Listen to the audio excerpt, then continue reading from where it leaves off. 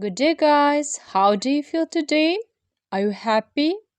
Құрметті достар, егер де тапсырмаларды сапалы орындап, біліміңізді толықтырғыңыз келсе, каналыма тіркеліп, лайк басып, комментарий қалдыруды ұмытпаңыздар. Бүгін сіздермен Workbook'тың 10-шы бетіндегі екінші тапсырманы талқылайтын боламыз. Choose a correct response, яғни дұрысты жауапты таңдаңыз. Бірінші сұрақта, where is the bedroom? Жатын бөлме қайда? A. It's really big. B. It's upstairs. Әлбетте біз B жауаптаймыз. Ол жоғары қабатта. It's upstairs. It's really big дегеніміз ол өте үлкен деген сөз. Екінші сұрақта, is Anna here? Анна осында ма? A. Yes, she's in her room. B.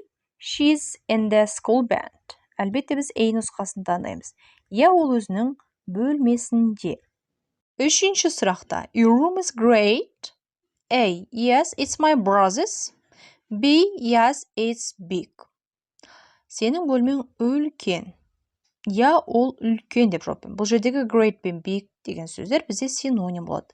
Great деген сөздің мағынасы керемет дегенмен қатар үлкен, алып деген мағынаны білдіреді. Төртінші сұрақта, you've got a computer in your room. Сенің бөлмеңде компьютерің бар. A. Yes, you are lucky. B. Yes, and a TV. Біз B нұсқасындаймыз. Я және теледидар бар.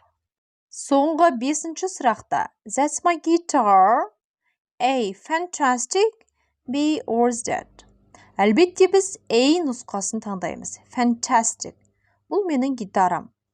Fantastic дейміз керемет, ғажап, фантастика деген сөз. B нұсқасын таңдай алмаймыз. Ол қай жерде, ол қайда деген сұрақ. Сонымен достар, біз сіздермен Workbook'тағы 10-шы беттегі екінші тапсырманы талқыладық. Алда Students Book'тегі тапсырмаларда болады. Сондықтан каналға тіркеліп, лайк басып, комментарий қалдыруды ұмытпаңыздар. Пайдаларыңызға жарасын. Goodbye.